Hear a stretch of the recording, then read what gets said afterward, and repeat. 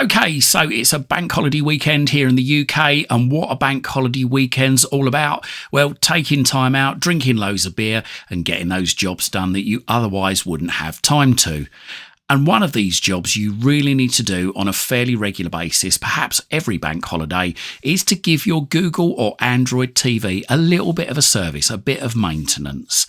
And doing this makes sure that your device is running the fastest it can without buffering, whilst making sure that your privacy is protected and that your device has all the latest features. Don't forget to like this video, share it and subscribe to my channel. Doing these three things help us make more great videos for you. So first of all, I would say make sure your device is up to date. This makes sure that all the latest bug fixes are applied to your device as well as security updates, and make sure that your device has all the latest features too. So if you've got a cog on your remote control, then press it now. If not, then press the home button and then go across to quick settings just at the top of the screen. Press the middle button on the remote control and then go across to all settings. Again, press the middle button. Then you need to go down to system and then across and down to about, and then across to system update, middle button, and there it will check for updates. Now, as you can see here, there's a new update for mine. Now, what I would say is if there are any updates waiting to come through, then press the middle button to download them. This bit might take a bit of time. So what I'm going to do is I'm going to pause this video while it's verifying the update and downloading it, and we'll come back to it in a few minutes. So it's now installing the system update. Whilst it's installing an update, please ensure that you don't try to switch the device off. Even if it looks like it's got stuck or paused, leave it on for as long as possible, because if you do interrupt a device while it's doing an update, then you can completely trash it. It might be unrecoverable.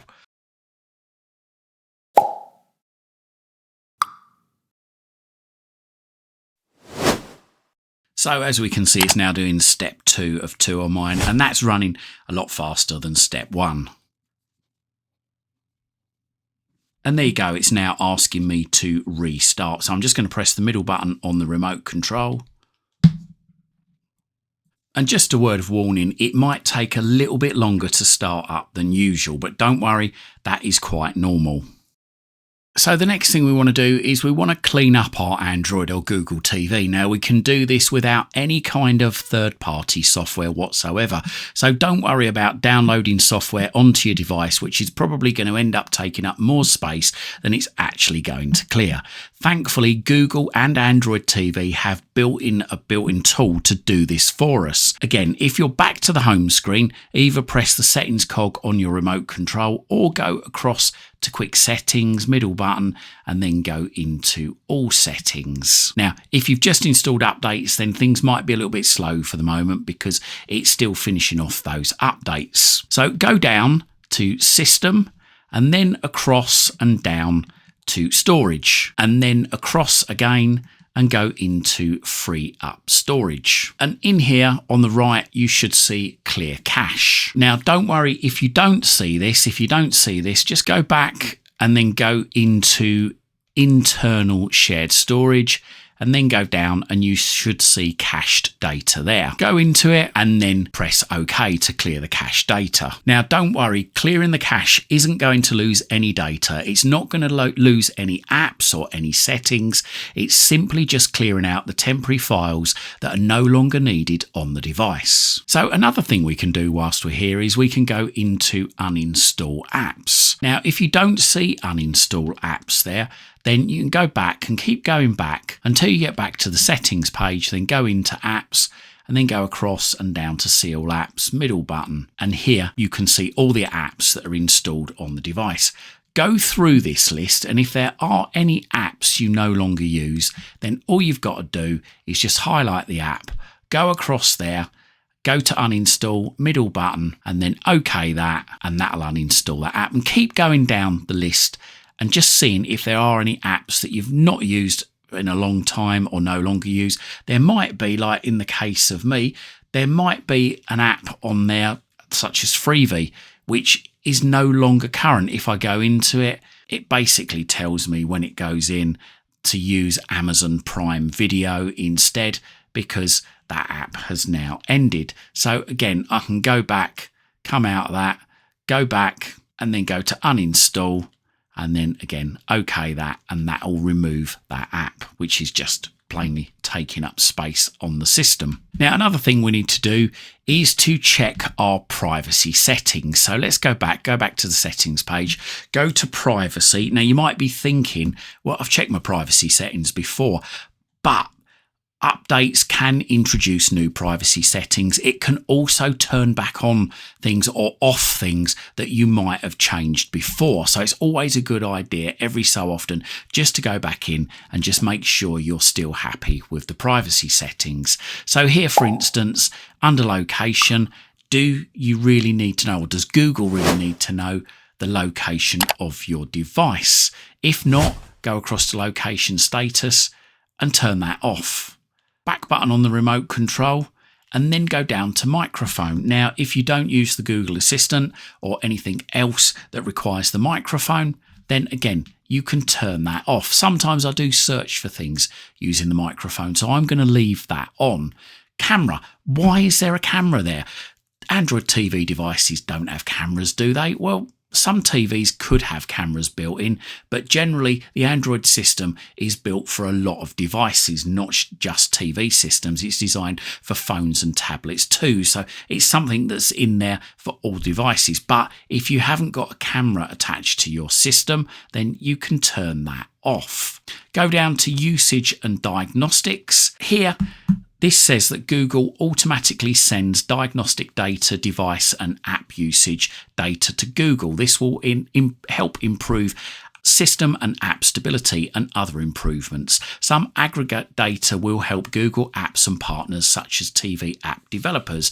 But if you're not happy sending data to Google and other app developers, then turn that off. This is especially important if you've got low bandwidth, like a slow internet connection or a slow connection to your device through the Wi-Fi, because if you're say watching something, if you're streaming something and the device decides to start sending usage or diagnostic data to Google, it's possible if your internet connection is that slow or the Wi-Fi connection's that slow, then it's going to interrupt your stream and possibly cause buffering. So let's go down to Voice Assistant, and if you don't use Google's Assistant, then turn all these off. This could save you vital processing power and also internet bandwidth too. Now, I do use the voice control, so I'm going to leave that on. Go down to Manage Updates, and if you're not happy about Google automatically updating apps for you that were downloaded through the Play Store, then you've got the option there to turn off auto updates. I know that some apps get updated, and of course, whilst the app when it originally come out was working absolutely perfectly, had all the features you wanted, suited you down to the ground, sometimes developers make these changes, they release the updated apps, and unfortunately they don't work as well as previous apps did or previous versions of the apps did. So I know some people like to be in control to what apps get updated. So please just bear in mind though, if you do turn this off, make sure you come back here on a regular basis and go to see available app updates. And just check in updates there and make sure that you're happy that all the apps in there are not apps that you want to update, but you can go through manually and update those apps. So say, for instance, I wanted to update, for instance, I don't know, the Internet Speed Test app, but didn't want to update any of the others. I can go into Internet Speed Test, go to Update, middle button, and that will just update that one particular app, leaving all the other apps alone, leaving them at their old versions. So going back, let's just go all the way back to the privacy menu, and we want to go down to security next. And in here, we've got scan apps with Play Protect and improve harmful app detection. Now, if you do use side-loaded apps and that you're worried that some of these apps might be removed from the system without your consent, then I would say turn both of these off. It gives you far more control over the apps on your system, but please make sure if you have turned these off that you get your apps from trusted sources and make sure that you scan them with something like VirusTotal before you install them on the system, because this is basically like turning off the antivirus on your computer. You don't have app protection from the actual device itself. So there we are. That is my bank holiday guide on maintaining your Google or Android TV. If you've got any other hints or tips you think viewers should know about, then please leave them in the comments down below.